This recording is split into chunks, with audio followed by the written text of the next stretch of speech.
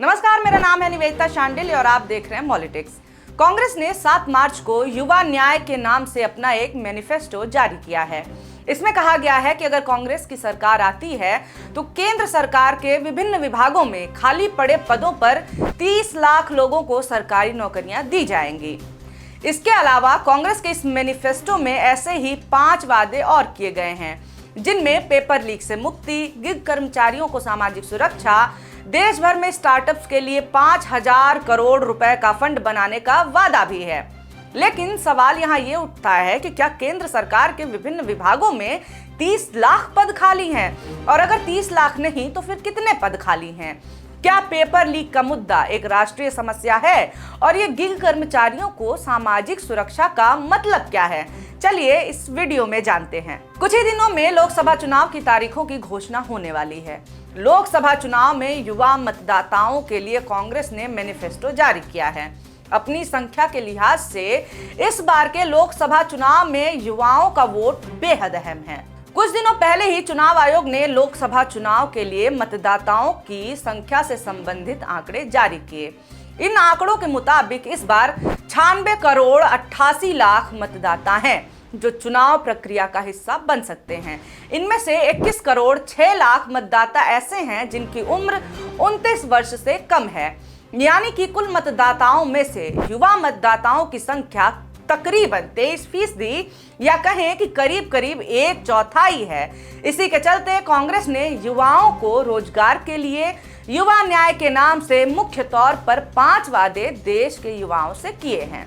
कांग्रेस नेता राहुल गांधी ने इसे मध्य प्रदेश में जारी करते हुए कहा कि अपने वादों को पूरा करके कांग्रेस देश भर में रोजगार क्रांति की शुरुआत करेगी। तो चलिए अब इन वादों को एक एक करके समझते हैं। पहला, सरकारी नौकरी का वादा। इसके तहत कांग्रेस ने वादा किया है कि केंद्र सरकार के विभिन्न विभागों में जो 30 लाख पद खाली पड़े हैं उन्हें एक तय समय सीमा के अंदर वो भरने का काम करेगी और इसके लिए परीक्षा आयोजित करने से लेकर नियुक्ति देने का टाइम टेबल भी जारी किया जाएगा। अब हम अपने पहले सवाल पे आते हैं कि क्या केंद्रीय विभागों में 30 लाख पद खाली हैं?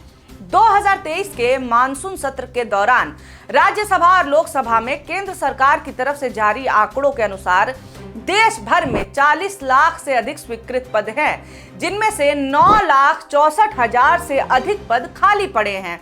ये एक बहुत बड़ा नंबर है, लेकिन अगर इनमें राज्य विभागों में खाली पड़े पद भी मिला लिए जाएं तो ये आंकड़ा 30 लाख के भी पार पहुंच जाएगा, क्योंकि लगभग 8 लाख शिक्षकों के खाली पद तो सिर्फ यूपी और बिहार में ही हैं। दूसरा वादा, पहली नौकरी पक्की। इस गारंटी के तहत कांग्रेस पार्टी ने वादा किया है कि वह एक नया प्रशिक्षुता यानी एंटरप्रेन्योरशिप का अधिकार कानून लेकर के आएगी। इसके तहत पार्टी ने 25 साल तक की उम्र वाले हर डिप्लोमा और डिग्री धारक को सरकारी या निजी क्षेत्र में एंटरप्रेन्योरशिप कराकर उन्हें हर साल में 1 लाख रुपए यानी हर महीने 8,500 रुपए की आर्थिक सहायता देगी। हमारे विचार में ये एक बहुत जरूरी कदम है, क्योंकि फ्रेशर के तौर पे नौकरी ढूंढना बहुत ही मुश्किल है। ज्यादातर निजी क्षेत्र की कंपनियां एक्सपीरियंस मांगती हैं, लेकिन जब नौकरी ही नहीं मिलेगी तो एक्सपीरियंस कहां से आएगा? चलिए अब तीसरे और सबसे इंपॉर्टेंट वादे को देखते हैं। ये है पेपर लीक से मुक्ति का वादा। पेपर का लीक होना केवल स्कूल बोर्ड के एग्जाम तक सीमित नहीं है, बल्कि कई राज्य लोक सेवा आयोग द्वारा आयोजित प्रतियोगी परीक्षाओं में भी बड़े पैमाने पर पेपर लीक हो जाता है। राजस्थान पिछले कुछ सालों में पेपर लीक के लिए सुर्खियों में रहा। यहाँ 2015 से 2023 के बीच कई कंपटीशन एग्जाम के पेपर लीक के 14 से भी ज्यादा मामले देखे गए, जिसके बाद एग्जाम रद्द करने पड़ गए।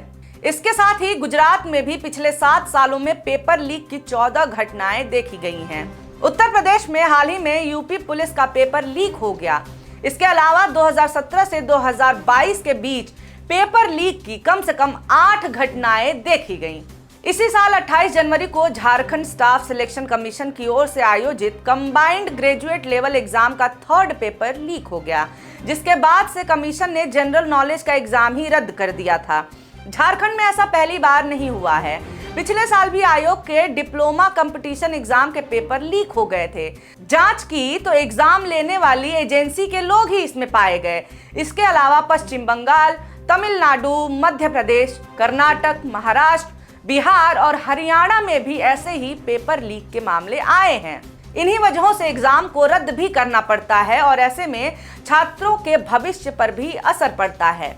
मीडिया रिपोर्ट्स के मुताबिक 2017 से 2023 तक इन 7 सालों में अलग अलग राज्यों में पेपर लीक के 70 से भी ज्यादा मामले सामने आए और इनमें 1.5 करोड़ से ज्यादा छात्र प्रभावित हुए हैं।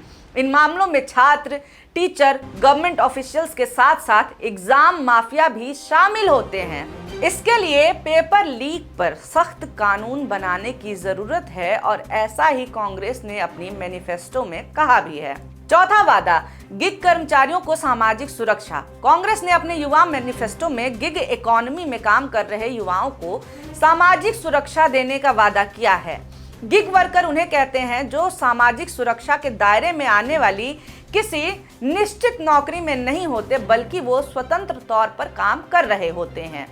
ये जितना काम करते हैं उन्हें उसके हिसाब से ही पैसे मिलते हैं, जैसे स्विगी और जोमेटो जैसी कंपनियों में डिलीवरी बॉय।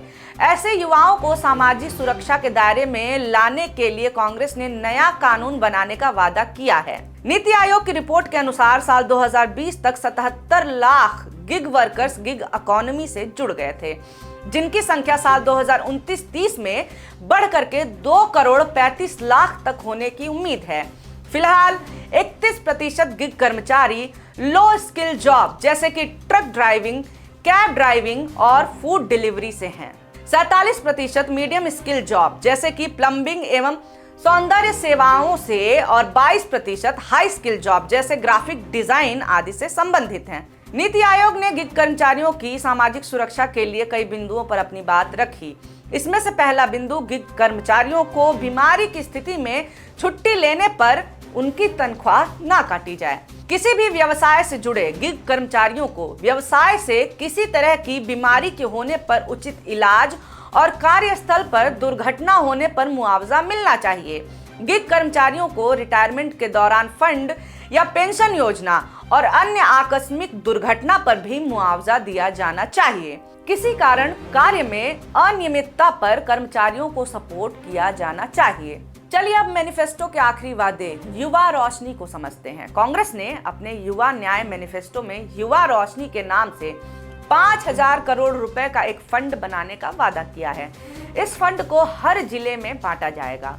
कांग्रेस की तरफ से ये कहा गया है कि उसकी ये गारंटी होगी कि 40 साल से कम उम्र के हर युवा को अपना स्टार्टअप शुरू करने के लिए फंड मिले। ये क्यों जरूरी है, इसे समझते हैं। साल 2023 निवेशकों से पैसा न ले पाने के चलते 34,848 स्टार्टअप्स बंद हुए हैं।